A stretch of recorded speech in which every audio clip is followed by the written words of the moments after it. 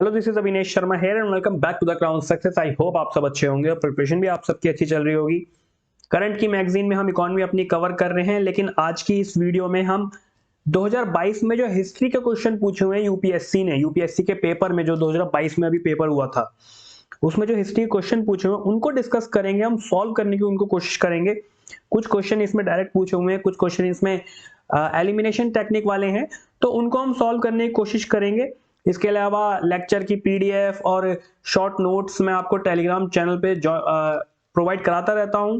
आप लोग Telegram channel से जुड़ जाओ, द क्राउन सक्सेस ऑफिशियल। तो चलिए लेक्चर को स्टार्ट करते हैं। पहला क्वेश्चन आज हम भारत सरकार अधिनियम 1919 में प्रांतीय सरकार के कार्य आरक्षित यानी कि रिजर्व किए गए और अंतरित ट्रांसफर्ड विषयों के अंतर्गत बांटे गए थे, ये क्वेश्चन पूछा गया है इसमें। और इसमें दिए हुए ऑप्शन की न्याय प्रशासन था, इसमें स्थानीय स्वशासन, भू राजस्व और पुलिस व्यवस्था। देखिए इसके अंतर्गत क्या था कि इसमें स्थानीय स्वशासन की कोई बात नहीं की गई थी। स्थानीय स्वशासन इसमें जो है नहीं था, और स्थानीय स्वशासन ना होने की वजह से जो इसका आंसर रहेगा आपका, क्योंकि देखिए जो स्टेटमेंट 2 है या ऑप्शन 2 है, ये कट जाएगा। एलिमिनेशन टेक्निक है, ये कटते ही ना एक इसमें पता होना चाहिए आपको, ये कटते ही ये भी कट गया, ऑप्शन ए भी कट गया, बी भी कट गया और ऑप्शन डी भी कट गया। आपका बचा क्या? Option C is right answer. ठीक है, बाकी इसमें न्याय प्रशासन था, भू राजस्व भी था, इसमें पुलिस व्यवस्था के बारे में भी इसमें बात की गई थी। ऑप्शन 2 इसमें नहीं था, स्थानीय स्वशासन के बारे में इसमें कोई बात नहीं की गई थी। ठीक है, इसके बाद दैट क्वेश्चन पूछा हुआ है। देखिए फड़म शब्द मध्यकालीन भारत में फड़म शब्द किसे निर्देश करता है, इसके बारे में सीधे क्वेश्चन पूछा हुआ है।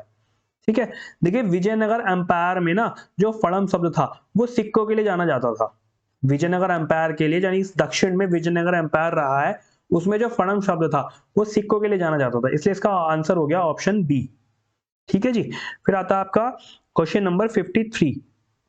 इसमें बोला गया है कि निम्नलिखित स्वतंत्रता सेनानियों पर विचार कीजिए। ठीक है, अब बारिंद्र कुमार घोष, जोगेश चंद चटर्जी और रास बिहारी बोस, इनमें से कौन गदर पार्टी के साथ सक्रिय रूप से जुड़े हुए थे? ठीक है, ये बताना है आपको। देखिए बारिंद्र कुमार घोष जो थे ये गदर पार्टी जुड़े हुए नहीं थे, ये अनुशीलन समिति से जुड़े हुए थे। तो ऑप्शन ए तो हमारा कट हो गया और ऑप्शन सी भी कट हो गया, क्योंकि वारिंद्र कुमार घोष तो गदर पार्टी जुड़े हुए नहीं थे, या अनुशीलन समिति से जुड़े हुए थे। फिर आता है आपका ऑप्शन बी या डी में से एक आंसर है। जोगेश चंद चटर्जी की अगर हम बात करें तो जोगेश चंद चटर्जी भी गदर पार्टी से नहीं जुड़े हुए थे, ये जुड़े थे हिंदुस्तान सोशलिस्ट रिपब्लिकेशन एसोसिएशन से। तो ऑप्शन बी भी कट हो गया, हमारा आंसर बचा ऑप्शन सी, रास बिहारी बोस गदर पार्टी से जुड़े हुए थे सीधे। ठीक है, इसके बाद आता हमारा क्वेश्चन नंबर 54। इसमें बोला गया है कि क्रिप्स मिशन के प्रस्तावों के संदर्भ में निम्नलिखित कथनों पर विचार कीजिए। क्रिप्स मिशन के प्रस्तावों के संदर्भ में, ठीक है, देखिए इसमें क्या है कि संविधान सभा में प्रांतीय विधानसभाओं और साथ ही भारतीय रियासतों द्वारा नामित सदस्य होंगे। देखिए नामित सदस्य की बात तो नहीं की गई, क्योंकि इसमें बोला गया कि संविधान सभा के जो सदस्य होंगे ना विधानसभा द्वारा चुने जाएंगे और आंशिक रूप से रियासतों द्वारा नामित होंगे। ये चीज है, चुने जाएंगे और नामित होंगे। इन्होंने सीधे बोला कि विधानसभा और भारतीय रियासतों द्वारा नामित होंगे, नामित तो नहीं होंगे, चुने जाएंगे और आंशिक रूप से नामित होंगे। ठीक है, तो इसमें क्या हो गया, ऑप्शन ए तो हमारा कट हो गया, ऑप्शन ए कट हो गया, ऑप्शन सी कट हो गया। अब बचा बी और डी। अब बी में क्या बोला गया कि नया संविधान स्वीकार करने के लिए जो भी प्रांत तैयार नहीं होगा उसे यह अधिकार होगा कि अपनी भावी स्थिति के बारे में ब्रिटेन के साथ अलग संधि पर हस्ताक्षर करे। हाँ जी, वाला स्टेटमेंट बिल्कुल ठीक है, option B is the right answer. ठीक है, इसके बाद आपका नेक्स्ट क्वेश्चन आता है क्वेश्चन नंबर 55। देखिए इसमें क्या बोला हुआ है कि भारतीय इतिहास के संदर्भ में निम्नलिखित मूल ग्रंथों पर विचार कीजिए। ठीक है, ये मूल ग्रंथ हैं और ये 4 ग्रंथ दिए गए हैं, कुछ मूल ग्रंथ। इसमें कौन से जो हैं जैन ग्रंथ है, ये देखते हैं। इसमें देखिए ये क्या है, ये नेति प्रकरण, नेति प्रकरण एक जैन ग्रंथ नहीं है, ये एक बुद्धिस्ट की मूर्ति है। ठीक है, बुद्धिस्ट की मूर्ति है नैतिक प्रकरण। तो ऑप्शन जो ये दिया हुआ है वो तो गलत हो गया, और ऑप्शन ए के गलत होती है, जो ये ऑप्शन ए है, मतलब स्टेटमेंट ए के गलत होते, 1 के गलत होते, ऑप्शन ए हमारा कट गया, क्योंकि ये तो बुद्ध मूर्ति है, ये जैन ग्रंथ नहीं है। ऑप्शन सी भी कट गया, अब बचा बी और डी। ठीक है, इसके बाद आता है आपका परिशिष्ट पर्वन। परिशिष्ट पर्वन क्या है, एक संस्कृत महाकाव्य है। ठीक है, और 12वीं शताब्दी में हेमचंद्र द्वारा ये लिखा गया और परिशिष्ट पर्वन के बारे में क्या बोला गया कि ये पहले जैन संरचनाओं के जीवन का वर्णन इसमें किया गया है। ठीक है, तो ये ऑप्शन जो ये स्टेटमेंट 2 है ये बिल्कुल ठीक है परिशिष्ट पर्वन के बारे में। ठीक है, और फिर आता है आपका अवदान शतक। अवदान शतक के बारे में देखिए, अवदान शतक क्या है, ये बुद्ध की स्टोरी है। अवदान शतक भी बुद्ध की स्टोरी है, तो ये भी नहीं होगा। पहला नहीं है, तीसरा नहीं है। अब तीसरे गलत होते ही जो है ऑप्शन डी भी हमारा कट गया। Answer is option B. ये त्रिशिष्टि लक्षण महापुराण जो है ये जैन क्या कहते हैं फेमस जैन स्कल्पचर है। ठीक है, फेमस जैन स्कल्पचर। तो परिशिष्ट पर्वन और त्रिशिष्टि लक्षण महापुराण जैन ग्रंथ से संबंधित है। ठीक है जी, ये हमारा क्वेश्चन नंबर 55 था। अब इसके बाद हमारा क्वेश्चन नंबर 56 को हम डिस्कस करेंगे। भारतीय इतिहास के संदर्भ में निम्नलिखित युग्मों पर ये युग्म दिए हुए हैं, इन पर विचार कीजिए। ठीक है, बहुत ही सिंपल क्वेश्चन है, बहुत ही इजी क्वेश्चन है। ऐतिहासिक कुछ व्यक्ति दिए गए हैं और किस रूप में जाने जाते हैं ये इनके बारे में बताना है हमें। देखिए, आर्यदेव जो है ये जैन विद्वान नहीं है। आर्यदेव जैन विद्वान नहीं है। आर्यदेव कौन है, ये बुद्धिस्ट विद्वान है, बुद्धिस्ट स्कॉलर है, ये जैन विद्वान ये नहीं है। ठीक है, और देखिए यूपीएससी ने 2022 में जो स्टेटमेंट या क्वेश्चन पूछने का तरीका था उस हिसाब से कर दिया। जैसे बहुत से एलिमिनेशन टेक्निक उसमें कुछ नया डालता रहता है। जैसे कोई भी एक युग्म नहीं है, केवल एक युग्म, केवल दो युग्म, सभी तीन युग्म मैच करते हैं। तो इसमें देखिए पहला तो नहीं है, पहला तो नहीं है। ठीक है, तो इसमें सभी तीन युग्म तो मैच नहीं कर रहे हैं, सभी तीन युग्म तो मैच नहीं कर रहे हैं। ठीक है जी, क्योंकि पहला स्टेटमेंट तो है ही नहीं। और केवल एक युग्म ये बाद में देखेंगे, अभी कोई भी युग्म नहीं, ऐसा भी अभी बाद में देखेंगे। एक तो हमारा ऑप्शन कट गया, अब बचे हमारे तीन ऑप्शन। अब 33% पे आ गए 25-25 से। ठीक है, इस हिसाब से आप क्वेश्चन को सॉल्व करेंगे। अब दूसरा देखते हैं दिगनाग। दिगनाग देखिए बहुत विद्वान है, इनके बारे में आपको पता होना चाहिए। यानी कि दिगनाग जो है बौद्ध विद्वान है। तो अब कोई भी युग्म नहीं, यानी कि एक तो हमारा मैच हो गया, दिगनाग बौद्ध विद्वान है, तो या तो एक होगा या दो होगा। ठीक है, कोई भी युग्म मैच नहीं है, ऐसा तो कुछ नहीं है। तो ये ऑप्शन ए भी कट गया, ऑप्शन डी भी कट गया। अब आप 33-33 से जो है 50-50% पे आ रहे हैं। 50-50 का पार्टनर अब आप इसमें बन सकते हैं, एक तरह से कह सकते हैं। 50-50% पे आपको इन दोनों में से कोई एक लगाना है, वो ठीक हो जाएगा। अब थोड़ा देखना है नाथ मुनि के बारे में। देखिए नाथ मुनि जो है वैष्णव विद्वान है, ये भी बिल्कुल ठीक है। दिगनाग बौद्ध विद्वान है, नाथ मुनि वैष्णव विद्वान है। इसके अलावा आर्यदेव भी बौद्ध विद्वान है। तो इसमें क्या है कि दो युग्म बिल्कुल सही सुमेलित है। तो आंसर इज ऑप्शन सी। इस तरह से क्वेश्चन को आपको सॉल्व करना है। ठीक है जी, इसके बाद आता है आपका क्वेश्चन नंबर 57। ठीक है, इसमें बोला है कि भारतीय इतिहास के संदर्भ में निम्नलिखित कथनों पर विचार कीजिए। ठीक है, भारतीय इतिहास के संदर्भ में निम्नलिखित कथनों पर विचार कीजिए। भारत पर पहला जो स्टेटमेंट 1 है, भारत पर पहला मंगोल आक्रमण जलालुद्दीन खिलजी के राज्यकाल में हुआ नहीं। ये जलालुद्दीन खिलजी के राज्यकाल में नहीं हुआ, ये अलाउद्दीन खिलजी के राज्यकाल में हुआ। ठीक है, तो स्टेटमेंट 1 हमारा गलत हो गया। इसके चलते ऑप्शन ए भी कट गया और ऑप्शन सी भी कट गया। अब आंसर होगा, फिर से देखिए आप एक स्टेटमेंट के पढ़ते ही आप जो है 50-50 पे आ गए। ऑप्शन बी या ऑप्शन डी एक राइट आंसर होगा इसमें से। ठीक है, इसके अलावा बोला गया है कि अलाउद्दीन खिलजी के राज्यकाल में एक मंगोल आक्रमण दिल्ली तक आ पहुंचा और उसे शहर पर घेर डाल दिया। ये बिल्कुल ठीक है स्टेटमेंट। तो ऑप्शन बी ही हमारा राइट आंसर हो गया। ऑप्शन डी हमें पढ़ने की जरूरत नहीं है, एग्जाम में भी टाइम वैसे ही कम रहता है, या फिर हमारे करने का तरीका है, जो भी चीजें हैं तो हिसाब से हमें इस तरह से आंसर निकाल लेना है। लेकिन फिर भी यहाँ वीडियो में हम नॉलेज के लिए इसे पढ़ेंगे कि जो ऑप्शन डी है, मोहम्मद बिन तुगलक मंगोल से अपने राज्य के कुछ उत्तरी पश्चिमी भाग अस्थायी रूप से हार गया था, ऐसा कुछ भी नहीं है, कोई कहीं नहीं हारा था। इसका आंसर हो गया ऑप्शन बी। ठीक है, इसके बाद हमारा क्वेश्चन नंबर 58। भारतीय इतिहास के संदर्भ में कौन जो है कुल्हा दरान कहलाते थे? कौन कहलाते थे कुल्हा दरान? कुल्हा दरान कहलाते थे भैया सैयद। इनके पास एक नुकीली विशेष तरह की टोपी होती थी जो इस शब्द को संदर्भित करती थी, इसलिए ये कुल्हा दरान कहलाते थे, सैयद लोग। ठीक है, इसके बाद आपका 59 वाला स्टेटमेंट जो है इसमें है कि भारतीय इतिहास के संदर्भ में निम्नलिखित कथनों पर विचार कीजिए। ठीक है, स्टेटमेंट 1 दे बोला गया है कि डच लोगों ने पूर्वीय तटीय क्षेत्रों में गजपति शासकों द्वारा प्रदान की गई जमीनों पर अपनी फैक्ट्रियां या गोदाम स्थापित किए। ऐसा कुछ भी नहीं है। स्टेटमेंट 1 हमारी रॉन्ग है। स्टेटमेंट 1 रॉन्ग क्यों है? क्योंकि देखिए डच ने पहली फैक्ट्री लगाई थी 1605 ईस्वी में मूसलीपट्टनम में, और गजपति शासन जो है ये 16वीं शताब्दी के मध्य तक चला। अब ऐसा तो कुछ इसमें बोला ही नहीं गया है, तो स्टेटमेंट 1 हमारी गलत हो गई। अब स्टेटमेंट 1 के गलत होते ही देखिए एलिमिनेशन टेक्निक आप यूज करेंगे। स्टेटमेंट 1 गलत हो गई तो ऑप्शन ए भी कट गया, सी भी कट गया और ऑप्शन डी भी कट गया। आंसर हमारा हो गया ऑप्शन बी। बाकी के दो स्टेटमेंट हमें पढ़ने की जरूरत ही नहीं पड़ेगी, हमें इतना टाइम ही नहीं है फालतू एग्जाम में, लेकिन यहाँ हम नॉलेज के लिए पढ़ेंगे तो पढ़ लेते हैं ये वाली चीज कि अल्फोंसो दे मतलब वो तो हमारा आंसर तो हमारा पहले ही आ गया, option B is the right answer, ठीक है, लेकिन फिर भी नॉलेज के लिए हम पढ़ लेते हैं इसको। अल्फोंसो दे अल्बुकर्क ने बीजापुर सल्तनत से गोवा को छीन लिया, बिल्कुल ठीक बात है। और अंग्रेजी ईस्ट इंडिया कंपनी ने मद्रास में विजयनगर साम्राज्य के एक प्रतिनिधि से पट्टे पर ली गई जमीन के एक प्लॉट पर फैक्ट्री स्थापित की थी। ये भी हमारी ऑप्शन जो स्टेटमेंट है ये बिल्कुल ठीक है, ठीक है। इसके बाद आता है हमारा नेक्स्ट क्वेश्चन, कौटिल्य अर्थशास्त्र के बारे में, इनके अकॉर्डिंग निम्नलिखित में से कौन से सही है, स्टेटमेंट दी हुई है कौन सी सही है, तो चलिए पढ़ते हैं इसको, देखते हैं अब हम।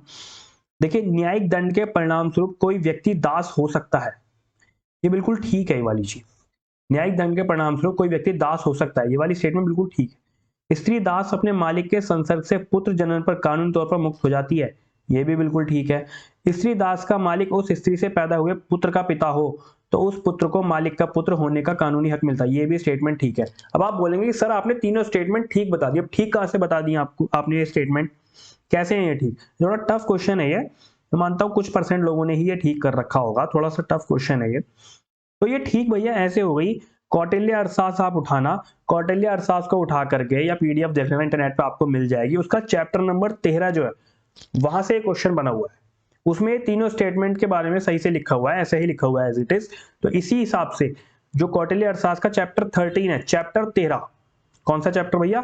चैप्टर 13 कौटिल्य अर्थशास्त्र का, वहां से स्टेटमेंट उठाई हुई है कि न्यायिक दंड के परिणाम स्वरूप कोई व्यक्ति दास हो सकता है, स्त्री दास अपने मालिक के संसर्ग से पुत्र जनन पर कानूनी तौर पर मुक्त हो जाती है, ठीक है। और यदि स्त्री दास का मालिक उस स्त्री से पैदा हुए पुत्र का पिता हो तो उस पुत्र को मालिक का पुत्र होने का कानूनी हक मिलता था, ये कुछ इस तरह से है, ठीक है। एक चीज और, स्त्री दास अपने मालिक के संसर्ग से पुत्र जनन पर कानूनी तौर पर मुक्त हो जाती है, कुछ ये उस समय पे जो पुरानी चीजें थी, ये कुछ जो तौर तरीके थे, रूल थे इस तरह के, कुछ सही नहीं थे पिछले जमाने में। तो चलिए, हमें पिछले जमाने में जाके उन चीजों को चेंज तो हम कर नहीं सकते, लेकिन जो है हमारी नॉलेज के लिए, तो ये वाला जो क्वेश्चन है वो कौटिल्य अर्थशास्त्र के चैप्टर 13 में आपको मिल जाएगा, वहां से स्टेटमेंट ये आई हुई है, उसमें एज इट इज ऐसे लिखा हुआ है, आप लोग पढ़ सकते हैं जाकर के, ठीक है जी। इसके बाद आपका क्वेश्चन नंबर 91, अशोक के कुछ प्रमुख स्थान है, शिलालेख हैं और वो किस राज्य में, ये हमें पहचानना है, ठीक है। स्टेटमेंट 1 है आपकी, अब इसमें भी वही वाली चीज है, केवल एक युग्म सुमेलित है, 2 3 4 तो चारों युग्म सुमेलित है, इसके बारे में भी वही है। देखिए, धौली जो है, धौली, धौली कहां पर मिलेगा आपको? धौली मिलेगा आपको ओडिशा में, ये बिल्कुल ठीक है स्टेटमेंट, धौली आपको ओडिशा में ही मिलेगा। इसके बाद आपको आता है एरगुड़ी, एरगुड़ी आंध्र प्रदेश में मिलेगा, ये भी बिल्कुल ठीक है, यानी कि धौली भी ठीक हो गया, एरगुड़ी भी ठीक हो गया, यानी दो तो हमारे ठीक हो गए। अब जब दो ठीक हो गए तो ऑप्शन ए तो कट गया क्योंकि एक युग्म सुमेलित नहीं है, कम से कम दो तो सुमेलित हैं। अब 2 3 4, ये 3 बचे 33% पे, ठीक है। अब दो तो सुमेलित हैं हमारे। अब देखते हैं हम जौगड़, जौगड़ कहां पे है? जौगड़ भी भैया आपको उड़ीसा में मिलेगा, जौगड़ आपको उड़ीसा में मिलेगा, ये मध्य प्रदेश में नहीं है, ठीक है। अब 3 तो सुमेलित नहीं होंगे, 3 तो सुमेलित नहीं होंगे क्योंकि एक कट गया, ठीक है, और 4 भी नहीं होंगे अब क्योंकि एक कट गया, तो इसका आंसर आ गया ऑप्शन बी, केवल 2 युग्म सुमेलित है। कालसी हमें पढ़ने की जरूरत नहीं है, लेकिन फिर भी हम जानकारी के लिए पढ़ लेते हैं, एनसीईआरटी से पूछा हुआ है, एनसीईआरटी में लिखा हुआ कालसी जो है उत्तराखंड में मिलता है, ठीक है। एनसीईआरटी क्लास 12 आप देख सकते हैं, वहां पे ये सारी चीजें आपको मिल सकती हैं। कालसी जो है उत्तराखंड में है, वो भी कर्नाटक में नहीं है, लेकिन हमें पहले इसका आंसर मिल गया, जौगड़ के गलत होते ही, केवल 2 युग्म इसमें सुमेलित है। इस तरह से आपको क्वेश्चन को टैकल करना है, इस तरह से आपको क्वेश्चन को सॉल्व करना है, ठीक है। इसके बाद आता है आपका क्वेश्चन नंबर 92, इसमें भी राजा और राजवंश के बारे में बोला गया है। अब राजा और राजवंश की स्थिति अगर हम देखें तो इसमें जो ये नानुक है, नानुक, ये चंदेल राजवंश से हैं, ये चंदेल के फाउंडर हैं ये नानुक। तो इसमें भी वही देखिए, केवल एक युग्म 2 युग्म, तो एक तो हमारा ये ठीक है, ये ऑप्शन ए स्टेटमेंट 1, ये नानुक जो है चंदेल राजवंश से, ठीक है। जयशक्ति परमार वंश से नहीं है, जयशक्ति जो चंदेल राजवंश के रूलर रहे हैं जयशक्ति, ठीक है जी। तो ये जो हमारा इसमें से बोला कि कितने युग्म इसमें सुमेलित हैं, 1 2 3 4, ठीक है। क्वेश्चन को सॉल्व करते हैं, देखिए एक तो हमारा ठीक हो गया, अब एक ठीक है हमारा, जयशक्ति गलत हो गया, तो चारों युग्म तो हमारे सही नहीं होंगे कि एक उसमें गलत हो गया, तो हमारा स्टेटमेंट ये वाला कट गया, फिर 33% पे हम आ गए, ठीक है। फिर आता है आपका नागभट्ट, नागभट्ट द्वितीय जो है गुर्जर प्रतिहार से हैं, ये बिल्कुल ठीक है। नागभट्ट जो हैं गुर्जर प्रतिहार से हैं, ये बिल्कुल ठीक है। यानी कि 2 स्टेटमेंट तो कोई सी ठीक हो गई, तो केवल एक युग्म भी कट गया, केवल एक भी कट गया। अब जब 2 ठीक हो गई हैं तो भैया 3 युग्म सही होने का तो कोई मतलब ही नहीं बनता, क्योंकि एक गलत भी हो गई है ना। तो आंसर आ गया हमारा ऑप्शन बी। भोज हमें पढ़ने की जरूरत नहीं है, कि फिर पढ़ लेते हैं। भोज जो है परमार वंश से है, ये भी गलत हो गया। कौन सा ठीक है? पहला ठीक है, तीसरा ठीक है। नानुक चंदेल से हैं, नागभट्ट द्वितीय जो गुर्जर प्रतिहार से हैं, जयशक्ति चंदेल के रूलर हैं, और भोज जो हैं परमार वंश से हैं। ठीक है, भोज हो गए परमार वंश से। इस तरह से क्वेश्चन आप सॉल्व करेंगे। इसके बाद आता है क्वेश्चन नंबर 93 और फिर बचेगा क्वेश्चन नंबर 94। इसमें बोला गया कि प्राचीन दक्षिण भारत में संगम साहित्य के बारे में कौन सा एक सही है? Question number 93। देखिए इसमें जो इसका आंसर रहेगा ना आपका, पहले हम स्टेटमेंट पढ़ लेते हैं। संगम कविताओं में भौतिक संस्कृति का कोई संदर्भ नहीं है, ऐसा कुछ नहीं है। संगम कविताओं में भौतिक संस्कृति का संदर्भ है, ये आप नहीं को काट दो। संगम कविताओं में भौतिक संस्कृति का संदर्भ है, तो ऑप्शन ए तो ये गलत हो गया। ठीक है, फिर वर्ण का सामाजिक वर्गीकरण संगम कवियों को ज्ञात था। हाँ जी बिल्कुल ठीक है, ज्ञात था। ठीक है, ऑप्शन बी हमारा राइट आंसर हो गया। आई के नीचे हमें सी और डी पढ़ने की जरूरत नहीं है, लेकिन फिर भी हम पढ़ लेते हैं। जैसे मैंने बोला कि संगम कविताओं में समर शौर्य कोई संदर्भ नहीं था, इसमें भी आप नहीं काट दो, क्योंकि संगम कविताओं में भौतिक संस्कृति थी, शौर्य था, इसके अलावा जादुई शक्ति भी थी। अब इसमें क्या है कि ऑप्शन डी में जादुई ताकतों को असंगत बताया गया, असंगत नहीं बताया गया, ये भी थे इसमें। ठीक है, तो ये चीजें हैं इसमें। ऑप्शन आपका बी हो गया इसका आंसर। बाकी संगम साहित्य में आपको भौतिक संस्कृति मिलती है, शौर्य, नैतिकता, जादुई शक्ति, ये सारी चीजें इसमें आपको मिलती हैं। फिर आता है आपका क्वेश्चन नंबर 94। आज का ये लास्ट क्वेश्चन है जिसको हम डिस्कस कर रहे हैं। ठीक है, किसके राज्यकाल में योग वशिष्ठ का निजामुद्दीन पानीपति द्वारा फारसी में अनुवाद किया गया? किसके राज्यकाल में हुआ? ये हुआ अकबर के शासनकाल। ठीक है, option A is right answer. किसके शासनकाल में हुआ? ये अकबर के शासनकाल में हुआ।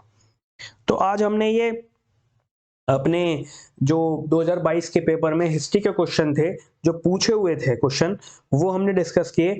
और मैं उम्मीद करता हूं कि आपको सभी क्वेश्चन टैकल करने का तरीका या क्वेश्चन कैसे पढ़ना है, उसको कैसे सॉल्व करना है, ये सारा तरीका आपको अच्छे से समझ में आया होगा। ठीक है, तो चलिए आज के लिए बस इतना ही। वीडियो अच्छी लगी हो तो फीडबैक जरूर दीजिए, और साथ ही चैनल को भी सब्सक्राइब कीजिए, जिससे कि मुझे भी मोटिवेशन मिलेगा और आपकी प्रिपरेशन को बेटर करने के लिए मैं और भी इस तरह की वीडियोस लाता रहूँगा। सो बने रहिए, मिलते हैं अपने अगले लेक्चर में। Thank you.